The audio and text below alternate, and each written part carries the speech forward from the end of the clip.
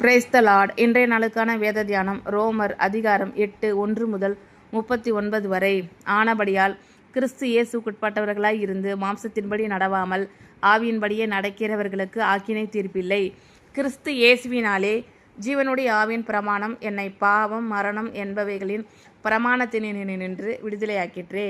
அது எப்படி எனில், மாம்சத்தினாலே பலவீனமாயிருந்த நியாயப்பிரமாணம் செய்யக்கூடாததே தேவனே செய்யும்படிக்கு தம்முடைய குமாரனை பாவ மாம்சத்தின் சாயலாகவும் பாவத்தை போக்கும் பலியாகவும் அனுப்பி மாம்சத்திலே பாவத்தை ஆக்கினைக்குள்ளாக தீர்த்தார். மாம்சத்தின்படி நடவாமல் ஆவியின்படி நடக்கிற நம்மிடத்தில் நியாயப்பிரமாணத்தின் நீதி நிறைவேறும்படிக்கே அப்படி செய்தார்.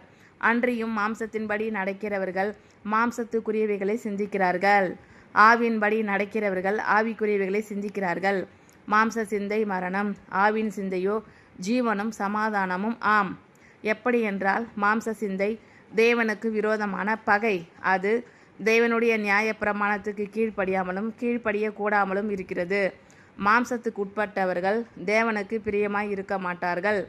தேவனுடைய ஆவி உங்களில் வாசமாய் இருந்தால் நீங்கள் மாம்சத்துக்குட்பட்டவர்களாய் இராமல் ஆவிக்குட்பட்டவர்களாய் இருப்பீர்கள். கிறிஸ்துவின் ஆவி இல்லாதவன் அவருடையவன் அல்ல. மேலும் கிறிஸ்து உங்களில் இருந்தால் சரீரமானது பாவத்தின் நிமித்தம் மரித்ததாயும் ஆவியானது நீதியின் நிமித்தம் ஜீவன் உள்ளதாயும் இருக்கும்.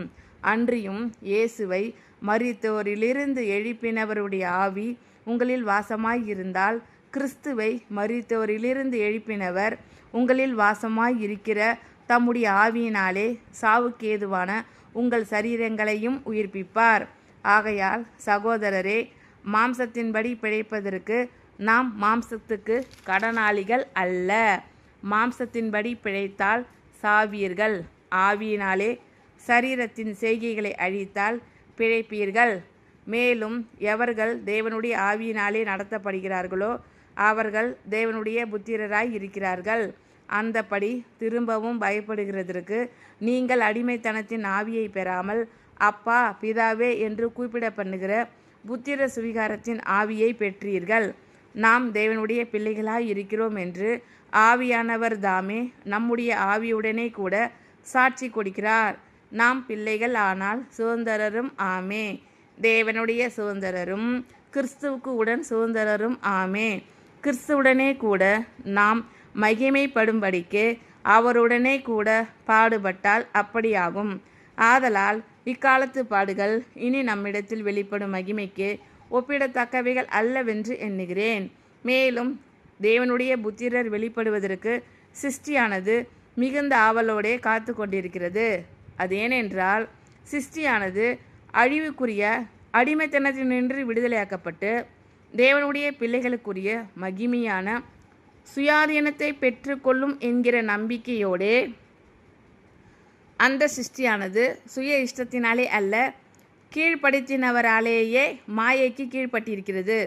ஆகையால் நமக்கு தெரிந்திருக்கிறபடி இதுவரைக்கும் சர்வ சிருஷ்டியும் ஏகமாய் தவித்து பிரசவ வேதனைப்படுகிறது. அதுவும் அல்லாமல் ஆவியின் முதல் பலன்களை பெற்ற நாமும் கூட நம்முடைய சரீர மீட்பாகிய புத்திர சுவிகாரம் வருகிறதற்கு காத்திருந்து நமக்குள்ளே தவிக்கிறோம். அந்த நம்பிக்கையினாலே நாம் ரட்சிக்கப்பட்டிருக்கிறோம். காணப்படுகிறதை நம்புகிறது நம்பிக்கை அல்ல. ஒருவன் தான் காண்கிறதை நம்ப வேண்டுவதென்ன? நாம் காணாததை நம்பினோம் ஆகில் அது வருகிறதற்கு பொறுமையோடே காத்திருப்போம். அந்தபடியே ஆவியானவரும் நமது பலவீனங்களில் நமக்கு உதவி செய்கிறார்.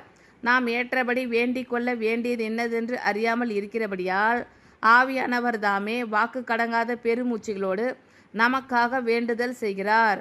ஆவியானவர் தேவனுடைய சித்தத்தின்படியே பரிசுத்தவான்களுக்காக வேண்டுதல் செய்கிறபடியால் இருதயங்களை ஆராய்ந்து பார்க்கிறவர் ஆவியின் சிந்தை இன்னதென்று அறிவார்.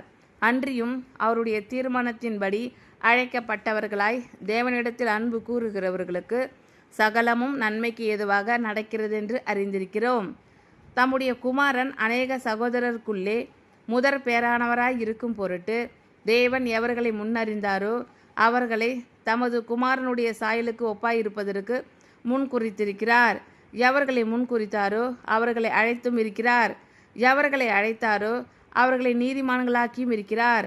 எவர்களை நீதிமான்களாக்கினாரோ அவர்களை மகிமைப்படுத்தியும் இருக்கிறார். இவைகளை குறித்து நாம் என்ன சொல்லுவோம்? தேவன் நம்முடைய பட்சத்தில் இருந்தால் நமக்கு விரோதமாய் இருப்பவன் யார்? தம்முடைய சொந்த குமாரன் என்றும் பாராமல் நம்ம எல்லாருக்காகவும் அவரை ஒப்பு கொடுத்தவர் அவரோடே கூட மற்ற எல்லாவற்றையும் நமக்கு அருளாதிருப்பது எப்படி? தேவன் தெரிந்து கொண்டவர்கள் மேல் குற்றம் சாட்டுகிறவன் யார்? தேவனே அவர்களை நீதிமான்களாக்குகிறவர். ஆக்கினைக்குள்ளாக தீர்க்கிறவன் யார்? கிறிஸ்துவே மரித்தவர், அவரே எழுந்தும் இருக்கிறவர், அவரே தேவனுடைய வலது பாரிசத்திலும் இருக்கிறவர், நமக்காக வேண்டுதல் செய்கிறவரும் அவரே. உமது நிமித்தம் எந்நேரமும் கொல்லப்படுகிறோம், அடிக்கப்படும் ஆடுகளைப் போல எண்ணப்படுகிறோம் என்று எழுதி இருக்கிறபடி நேரிட்டாலும் கிறிஸ்துவின் அன்பை விட்டு நம்மை பிரிப்பவன் யார்? உபத்திரவமோ, வியாகுலமோ, துன்பமோ, பசியோ, நிர்வாணமோ, நாசமோசமோ, பட்டயமோ, இவை எல்லாவற்றிலேயும் நாம் நம்மில் அன்பு கூறுகிறவராலே முற்றும் ஜெயம் கொள்ளுகிறவர்களாய் இருக்கிறோமே. மரணமானாலும் ஜீவனானாலும் தேவதூதர்கள் ஆனாலும் அதிகாரங்கள் ஆனாலும் வல்லமைகள் ஆனாலும் நிகழ்காரியங்கள் ஆனாலும் வருங்காரியங்கள் ஆனாலும் உயர்வானாலும் தாழ்வானாலும் வேறெந்த சிருஷ்டியானாலும் நம்முடைய கர்த்தராகிய கிறிஸ்து இயேசுவில் உள்ள தேவனுடைய அன்பை விட்டு நம்மை பிரிக்க மாட்டாது என்று நிச்சயித்திருக்கிறேன். ஆனபடியால் கிறிஸ்து இயேசுக்குட்பட்டவர்களாய் இருந்து மாம்சத்தின்படி நடவாமல் ஆவியின்படியே நடக்கிறவர்களுக்கு ஆக்கினை தீர்ப்பில்லை. கிறிஸ்து இயேசுவினாலே ஜீவனுடைய ஆவியின் பிரமாணம் என்னை பாவம் மரணம் என்பவைகளின் பிரமாணத்தினின்று விடுதலையாக்கிற்றே. அது எப்படியெனில், மாம்சத்தினாலே பலவீனமாய் இருந்த நியாய பிரமாணம் செய்யக்கூடாததை தேவனே செய்யும்படிக்கு தம்முடைய குமாரனை பாவ மாம்சத்தின் சாயலாகவும் பாவத்தை போக்கும் பலியாகவும் அனுப்பி மாம்சத்திலே பாவத்தை ஆக்கினைக்குள்ளாக தீர்த்தார். மாம்சத்தின்படி நடவாமல் ஆவியின்படி நடக்கிற நம்மிடத்தில் நியாயப்பிரமாணத்தின் நீதி நிறைவேறும்படிக்கே அப்படி செய்தார். அன்றியும் மாம்சத்தின்படி நடக்கிறவர்கள் மாம்சத்துக்குரியவைகளை சிந்திக்கிறார்கள், ஆவியின்படி நடக்கிறவர்கள் ஆவிக்குரியவைகளை சிந்திக்கிறார்கள். மாம்ச சிந்தை மரணம், ஆவியின் சிந்தையோ ஜீவனும் சமாதானமும் ஆம். எப்படி என்றால், மாம்ச சிந்தை தேவனுக்கு விரோதமான பகை. அது தேவனுடைய நியாய பிரமாணத்துக்கு கீழ்ப்படியாமலும் கீழ்ப்படியக்கூடாமலும் இருக்கிறது. மாம்சத்துக்கு உட்பட்டவர்கள் தேவனுக்கு பிரியமாய் இருக்க மாட்டார்கள். தேவனுடைய ஆவி உங்களில் வாசமாய் இருந்தால் நீங்கள் மாம்சத்துக்குட்பட்டவர்களாய் இராமல் ஆவிக்குட்பட்டவர்களாய் இருப்பீர்கள். கிறிஸ்துவின் ஆவி இல்லாதவன் அவருடையவன் அல்ல. மேலும் கிறிஸ்து உங்களில் இருந்தால் சரீரமானது பாவத்தின் நிமித்தம் மரித்ததாயும் ஆவியானது நீதி நிமித்தம் ஜீவனுள்ளதாயும் இருக்கும். அன்றியும் இயேசுவை மரித்தோரிலிருந்து எழுப்பினவருடைய ஆவி உங்களில் வாசமாய் இருந்தால் கிறிஸ்துவை மரித்தோரிலிருந்து எழுப்பினவர் உங்களில் வாசமாய் இருக்கிற தம்முடைய ஆவியினாலே சாவுக்கேதுவான உங்கள் சரீரங்களையும் உயிர்ப்பிப்பார்.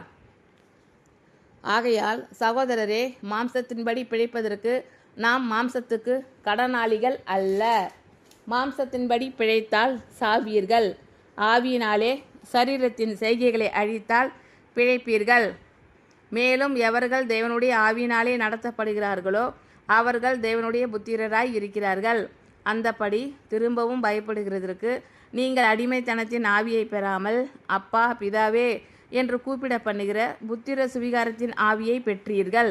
நாம் தேவனுடைய பிள்ளைகளாய் இருக்கிறோம் என்று ஆவியானவர் தாமே நம்முடைய ஆவியுடனே கூட சாட்சி கொடுக்கிறார். நாம் பிள்ளைகள் ஆனால் சுதந்திரரும் ஆமே, தேவனுடைய சுதந்திரரும் கிறிஸ்துவுக்கு உடன் சுதந்திரரும் ஆமே. கிறிஸ்துவுடனே கூட நாம் மகிமைப்படும்படிக்கு அவருடனே கூட பாடுபட்டால் அப்படியாகும். ஆதலால் இக்காலத்து பாடுகள் இனி நம்மிடத்தில் வெளிப்படும் மகிமைக்கு ஒப்பிடத்தக்கவைகள் அல்லவென்று எண்ணுகிறேன். மேலும் தேவனுடைய புத்திரர் வெளிப்படுவதற்கு சிருஷ்டியானது மிகுந்த ஆவலோடே காத்து கொண்டிருக்கிறது. அதேனென்றால் சிருஷ்டியானது அழிவுக்குரிய அடிமைத்தனத்தினின்று விடுதலையாக்கப்பட்டு தேவனுடைய பிள்ளைகளுக்குரிய மகிமையான சுயாதீனத்தை பெற்றுக்கொள்ளும் என்கிற நம்பிக்கையோடே அந்த சிருஷ்டியானது சுய இஷ்டத்தினாலே அல்ல, கீழ்ப்படுத்தினவராலேயே மாயைக்கு கீழ்ப்பட்டிருக்கிறது. ஆகையால் நமக்கு தெரிந்திருக்கிறபடி இதுவரைக்கும் சர்வ சிருஷ்டியும் ஏகமாய் தவித்து பிரசவ வேதனைப்படுகிறது. அதுவும் அல்லாமல் ஆவியின் முதற் பலன்களை பெற்ற நாமும் கூட நம்முடைய சரீர மீட்பாகிய புத்திர சுவிகாரம் வருகிறதற்கு காத்திருந்து நமக்குள்ளே தவிக்கிறோம். அந்த நம்பிக்கையினாலே நாம் ரட்சிக்கப்பட்டிருக்கிறோம். காணப்படுகிறதை நம்புகிறது நம்பிக்கை அல்ல, ஒருவன் தான் காண்கிறதை நம்ப வேண்டுவதென்ன? நாம் காணாததை நம்பினோம் ஆகில் அது வருகிறதற்கு பொறுமையோடே காத்திருப்போம். அந்தபடியே ஆவியானவரும் நமது பலவீனங்களில் நமக்கு உதவி செய்கிறார். நாம் ஏற்றபடி வேண்டிக் கொள்ள வேண்டியது இன்னதென்று அறியாமல் இருக்கிறபடியால் ஆவியானவர் தாமே வாக்கு கடங்காத பெருமூச்சுகளோடு நமக்காக வேண்டுதல் செய்கிறார். ஆவியானவர் தேவனுடைய சித்தத்தின்படியே பரிசுத்தவான்களுக்காக வேண்டுதல் செய்கிறபடியால் இருதயங்களை ஆராய்ந்து பார்க்கிறவர் ஆவியின் சிந்தை என்னதென்று அறிவார். அன்றியும் அவருடைய தீர்மானத்தின்படி அழைக்கப்பட்டவர்களாய் தேவனிடத்தில் அன்பு கூறுகிறவர்களுக்கு சகலமும் நன்மைக்கு ஏதுவாக நடக்கிறதென்று அறிந்திருக்கிறோம். தம்முடைய குமாரன் அநேக சகோதரருக்குள்ளே முதற் பேரானவராய் இருக்கும் பொருட்டு தேவன் எவர்களை முன் அறிந்தாரோ அவர்களை தமது குமாரனுடைய சாயலுக்கு ஒப்பாயிருப்பதற்கு முன்குறித்திருக்கிறார். எவர்களை முன்குறித்தாரோ அவர்களை அழைத்தும் இருக்கிறார். எவர்களை அழைத்தாரோ அவர்களை நீதிமான்களாக்கியும் இருக்கிறார். எவர்களை நீதிமான்களாக்கினாரோ அவர்களை மகிமைப்படுத்தியும் இருக்கிறார். இவைகளை குறித்து நாம் என்ன சொல்லுவோம்? தேவன் நம்முடைய பட்சத்தில் இருந்தால் நமக்கு விரோதமாய் இருப்பவன் யார்? தம்முடைய சொந்த குமாரன் என்றும் பாராமல் நம் எல்லாருக்காகவும் அவரை ஒப்பு கொடுத்தவர் அவரோடே கூட மற்ற எல்லாவற்றையும் நமக்கு அருளாதிருப்பது எப்படி? தேவன் தெரிந்து கொண்டவர்கள் மேல் குற்றம் சாட்டுகிறவன் யார்? தேவனே அவர்களை நீதிமான்களாக்குகிறவர்.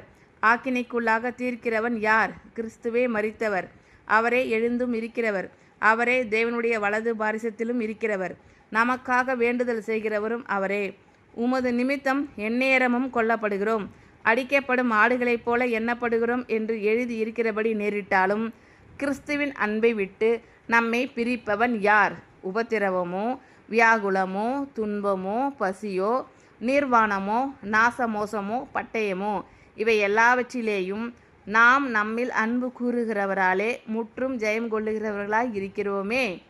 மரணமானாலும் ஜீவனானாலும் தேவதூதர்கள் ஆனாலும் அதிகாரங்கள் ஆனாலும் வல்லமைகள் ஆனாலும் நிகழ்காரியங்கள் ஆனாலும் வருங்காரியங்கள் ஆனாலும் உயர்வானாலும் தாழ்வானாலும் வேறெந்த சிருஷ்டியானாலும் நம்முடைய கர்த்தராகிய கிறிஸ்து இயேசுவில் உள்ள தேவனுடைய அன்பை விட்டு நம்மை பிரிக்க மாட்டாது என்று நிச்சயித்திருக்கிறேன். ஆமென். Thank you Lord. கர்த்தர் உங்கள் அனைவரையும் ஆசீர்வதிப்பாராக. God bless you all.